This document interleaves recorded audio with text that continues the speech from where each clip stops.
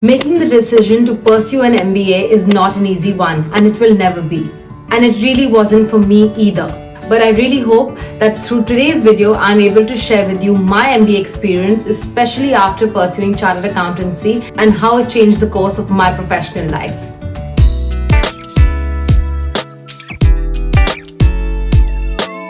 Hi everyone, my name is Mehar Sindhu Batra and I'm back with another video. For those of you here for the first time, I'm a Chartered Accountant from India and an MBA from Imperial College London, and I make videos on productivity and positivity in order for you to accelerate your career and make a greater meaningful impact both professionally as well as personally. I have made a series of videos on Chartered Accountancy, and once I uploaded those videos on Chartered Accountancy, I have been getting so many questions from so many of you regarding my MBA journey, why MBA abroad, MBA after CA, MBA versus CA, MBA versus a master's in finance or marketing, which is why I decided to make a series of videos focusing on just the MBA aspect of my career, my experience, any tips I could give that could help you make an informed decision whether pursuing an MBA is a right course of action for your career or not. In today's video, I'm going to cover 3 topics. The first part is a little bit of introduction on my career journey and how that led to pursuing an MBA. The next part is going to be 5 reasons why I decided to pursue an MBA. And the last is going to be 3 tips from me to you to keep in mind in case you are deciding whether to pursue or not pursue an MBA degree. Do stay tuned till the end of this video if you don't want to miss out on the 3 tips that I want to give you. So without wasting any more time, let's dive into the first part of this MBA series, and that is why I decided to pursue an MBA degree. So starting with a brief synopsis of my career path. I was born and brought up in New Delhi, India, and like any other Indian high school student, before 11th grade, I too had to make the decision of choosing my subjects between commerce, science and arts or humanities. With very little guidance and not knowing what I really wanted to do in life, the only role models I had were my cousin sisters who had pursued Bachelors of Commerce from Delhi University, and then they had pursued their MBA degrees from top tier MBA institutes in India. That prompted me to take up commerce subjects, even though I think my dad secretly wanted me to take science. After pursuing commerce in high school, I scored a decent percentage and I got through BCom in Delhi University.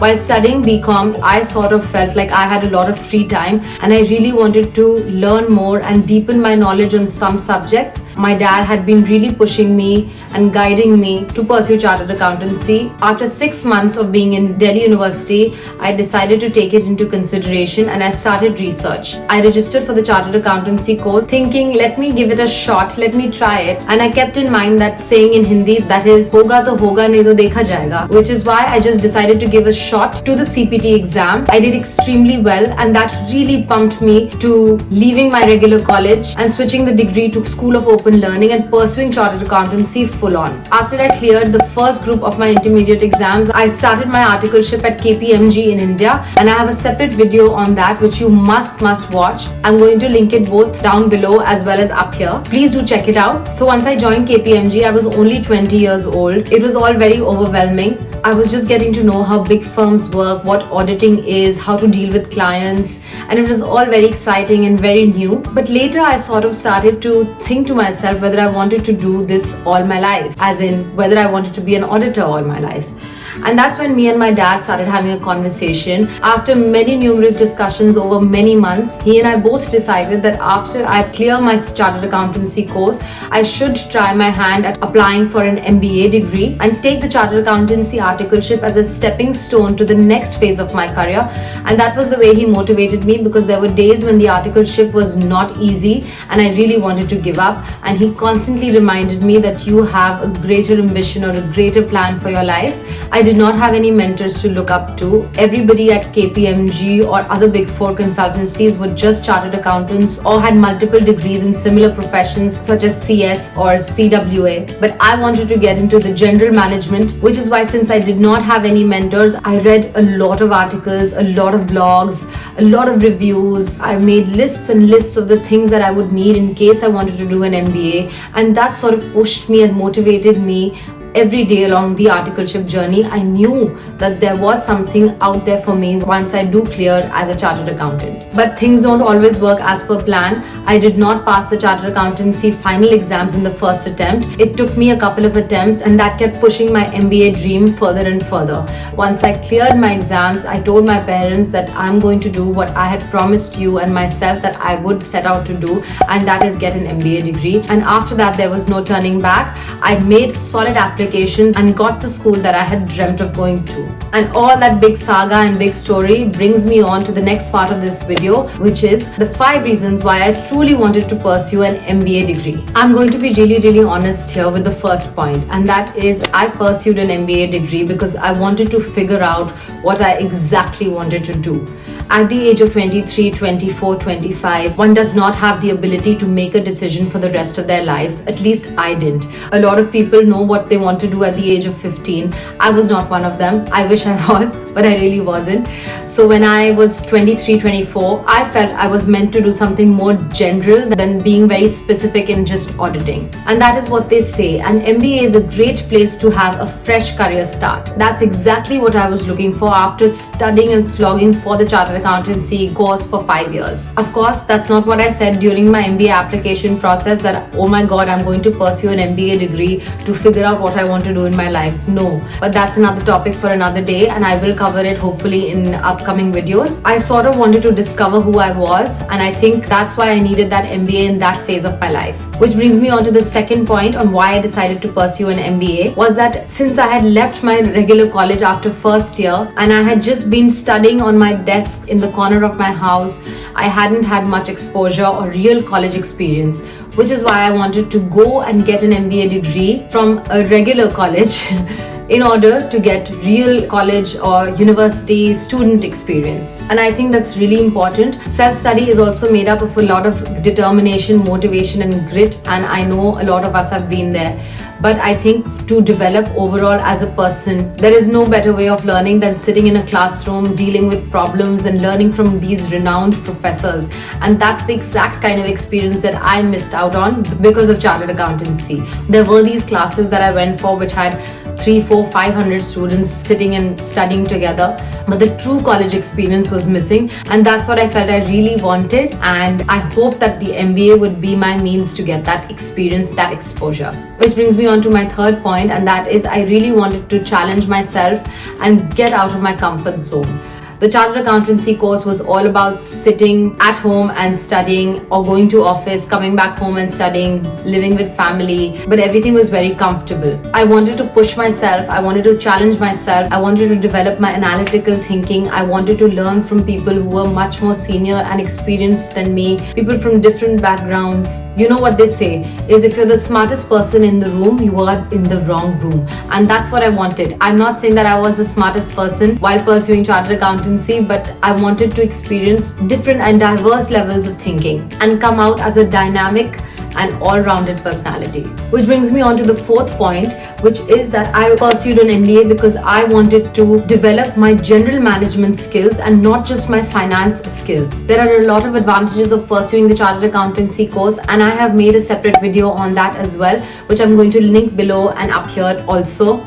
But what I'm trying to say is the Chartered Accountancy course helps you build a solid foundation in finance. But at that point in my career, I wasn't very sure whether I wanted to be just finance or numbers oriented, and I thought that the MBA will help me explore myself and my options by learning how organizations function, how different units within a business or an entity function together. I was very curious on learning how the top people at organizations make decisions, to strategize businesses, to lead by example, to motivate their people, to come up with a branding or a marketing campaign. All those things really excited me. I just didn't want to be narrow-minded. I wanted to develop my knowledge in such a way that I would be able to put on my thinking hat from the points of view of different departments in an organization. And that's what an MBA helps you discover. There are electives on brand management, on strategy, on investment and risk, on accounting, on marketing, on organizational culture. So an MBA helps you touch various aspects and not just focus on one. And that's what I wanted at that point in my career. The last reason why I wanted to pursue an MBA, and again I'm going to be very honest,